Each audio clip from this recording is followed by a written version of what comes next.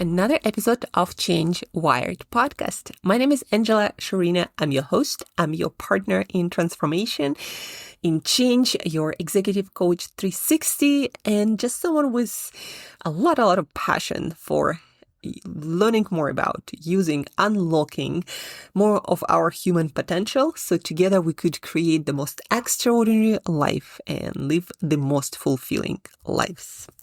And today, guys, we're going to talk about something that might stop you from living your most extraordinary life very easily. Something that gets to all of us, and depending on how well we can manage it, well, depending on that, we either will live our biggest, most extraordinary life every day or not. I'm talking about worries and fears. This week in the coaching school where I'm getting through another certification, we were talking about worries and worry rules and how to deal with worry, how to help our clients to deal with worry. And there was an exercise when we were put into Zoom breakout rooms, and we partnered up, and one person was a coach, the other person was a client, and we had to work through some exercises that we learned during this week. And in my room, I had a fighter who is thinking about and succeeding in making career in, I think, MMA. Like, I'm not big in fighting. And I decided to walk him through some of my most, admired and effective exercises that I actually learned from Tim Ferriss. And if you don't know who Tim Ferriss is, look him up. A great entrepreneur, author, and just many things. Has quite a following. So I walked my partner in the coaching session through this exercise, fear setting, that I learned from Tim. And to be honest, I'm yet to find anything more effective than that. And it's very simple. And what it allowed me to do, and what it allowed me to help, hundreds of clients to, what it helped with is to worry less, and not in a way that you eliminate worry completely, or you start caring less, or you become this disattached person, or you become this rock who just doesn't care. Not in that way, but we all will continue to worry, or worries will come to us. But learning to deal with them effectively so they don't stand in the way of us taking more action.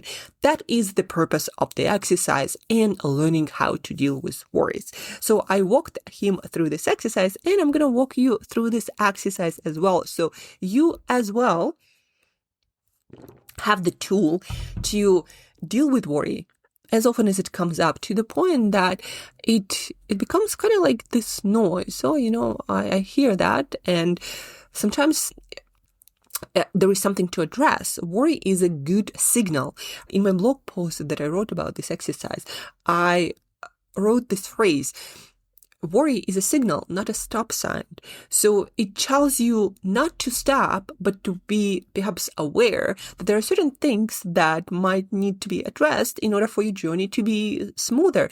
Whereas a lot of people, and I was one of those people, think that worry is something that should stop you in your tracks or keep you safe. Worry is there to give you an idea. Hey, these things you might need to look into, like whether that's your healthy relationship, something about your business.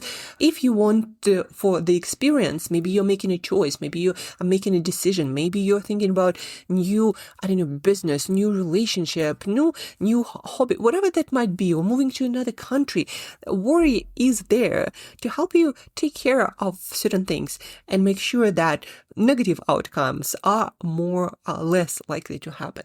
So the exercise I'm going to give to you right now, it's a set of questions that you walk yourself through every time you get some worry that just won't get out of your mind, and it slows you down, and it makes you less confident, and it makes you doubt yourself. And very often it can even stop you from taking action in the first place. Like, to give you a very grounded example, let's say you are sitting at your computer and you're doing reach outs to either potential clients, or maybe you are about to ask your friends, your network, to help you to find a certain connection or to deal with a problem in your business. And you're not sure, what people are going to think about me? What if they say no? And one of the simplest, most profound insights I got one day is using this question for that as well. Like, well, what's the worst that can happen? They will say no, and maybe someone will think that you're not as successful as you thought that they thought you were. And so what? Get over your ego and ask yourself, does my ego or my results matter more? I also love this phrase from Alex Hormozy. Like, if you have no money or you're not where you want to be, have no shame. Because what do I have to lose? That somebody will think that you are not as successful, and that will be true. Very often in life, we do so much to protect our ego, and by doing so, not doing the work that is needed, to not getting our hands dirty to get the results. But anyhow, what can help you with any worry to stop you from taking action and to have less self-doubt, more confidence, and again, just taking more action? And action is where progress lives. So fear setting exercise has 3 main parts. Now, there are a couple more parts, but that's more extended version that you can also find if you look up Fear Setting by Tim Ferriss. So 3 simple things you do when you worry and the worry starts interfering with you taking effective action. Number 1, define. Define your fear. I also love this phrase. I heard it from Layla Hormozy. She's the wife of Alex Hormozy, one of my favorite couple of entrepreneurs. Again, if you are living under a rock, then look them up. But other than that, fear is mile wide and an inch deep.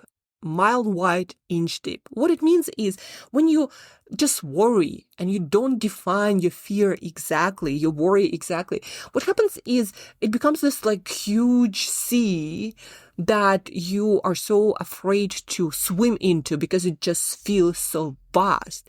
But then when you define that this the first step of fear setting exercise, like, what am I afraid of? And specifically ask yourself this question: what is the worst case scenario here?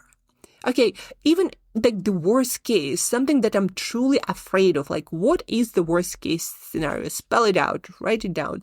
And more often than not, you will find, except like, I'm afraid to die. Well, you are going to die anytime at some point, right? And there are many things that can contribute to you dying. So it's not really a very rational fear to hold on to. But even then, when you spell it out, you're like, and then we're going to get to the next step. So first is define.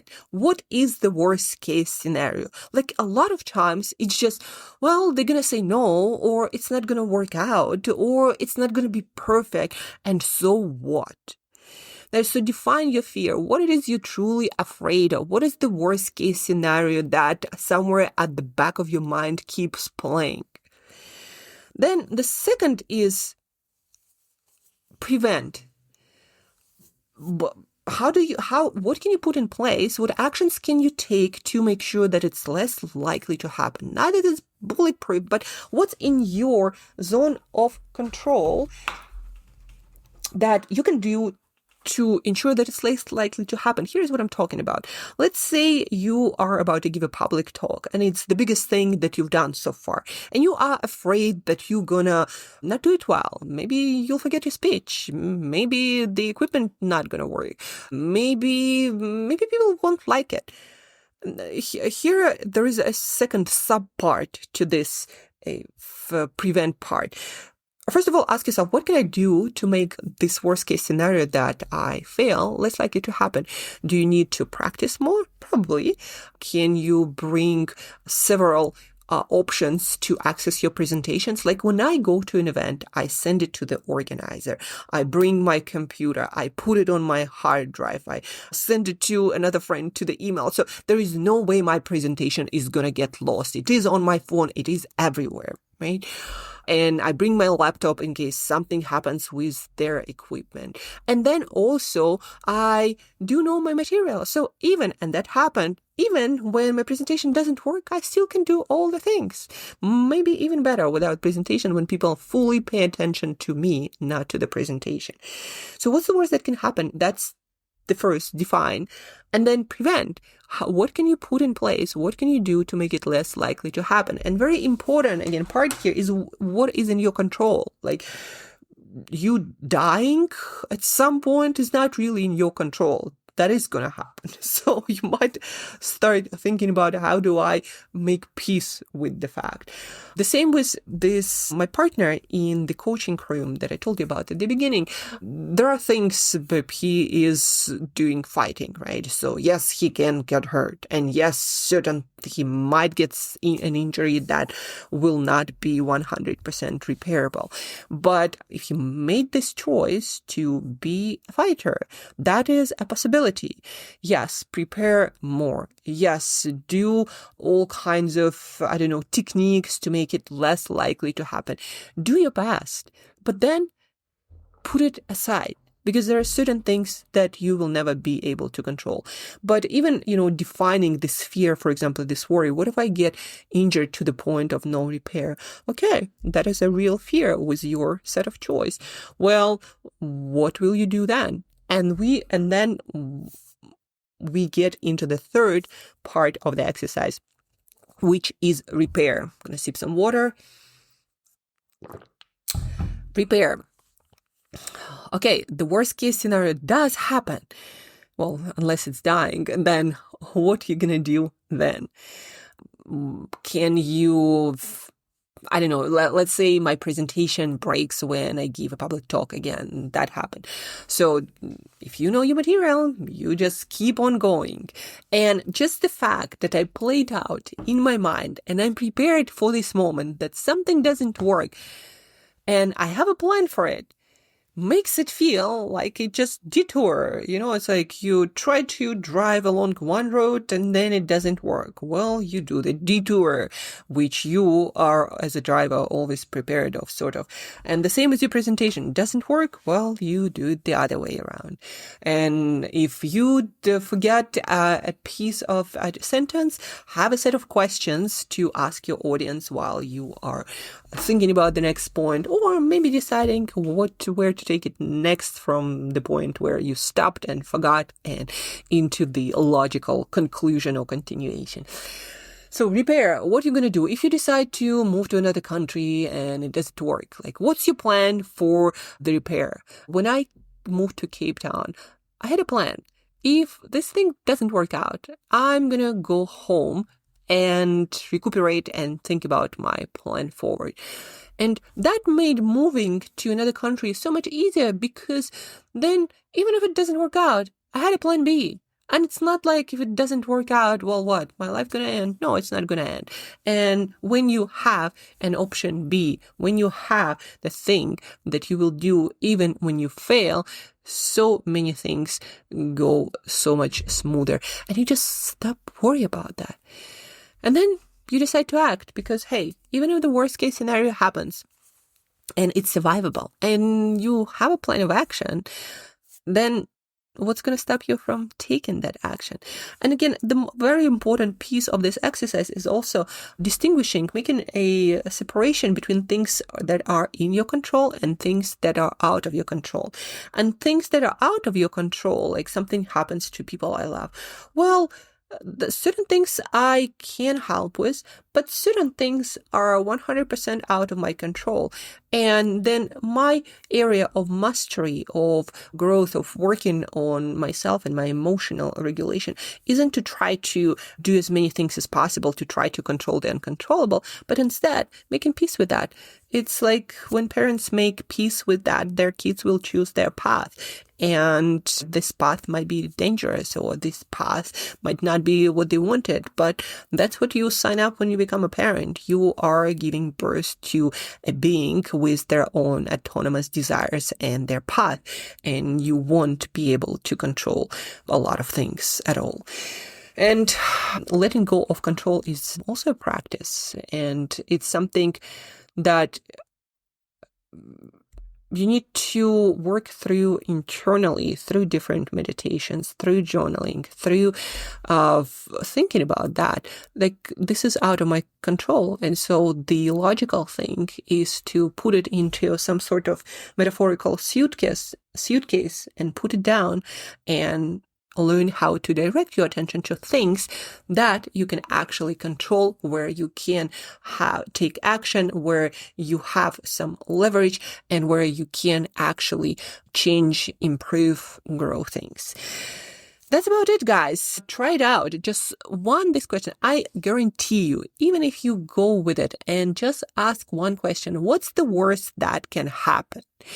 Even when you just spell out that fear, make it very, very clear instead of this abstract thing at the back of your mind. Make it very, very clear. And what you'll learn, what you'll find out is that all of the monsters and worries and fears all of a sudden become this, most of the time, it's just like, is that what I was afraid of? Is that what was stopping me from taking action?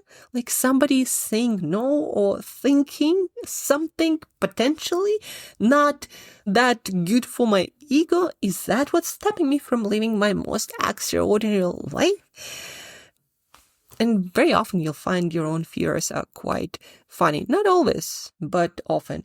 And then the hard decisions when you really worry that, things can go wrong and unexpectedly turn south, then make sure that you have a plan in place, this repair stage, that even when the worst happens, you have a plan of action and you're going to survive and keep on living. So define, prevent, repair, right? Whenever you are about to make a decision and you can't decide, or you worry about things, ask yourself, define, what's my fear? What's the worst case scenario? Define it, write it down really clearly. Prevent, what can I do to make it less likely to happen? What are actual steps and systems I can put in place? And then repair. Even if it does happen, what can I do to move forward?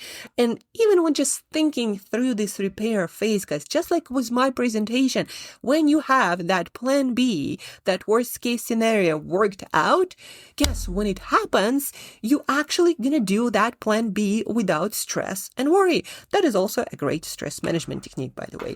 Having a plan B, and so when the worst case scenario happens and everyone starts panicking, you're like, I have a plan, so let's do that. And you become this chill person who can navigate rough seas. Thank you guys for tuning in. Thank you for listening. Please do or do not do, but it would be really helpful if you share this podcast with some people who might need it, who worry unnecessarily, who are stopped in their tracks from living their most extraordinary life because they worry too much about the wrong things that they shouldn't worry about. Or if they should just take action, put plan B in place and get on with action if it's really important, right? So please do share, review, rate, send it to your friend via WhatsApp or Instagram or whatever platform you are on. It will make a huge difference for the spread of this podcast to people who want to change, evolve, and create some positive impact in the world. And till next time, guys, thank you for learning. Thank you for paying attention, and keep growing.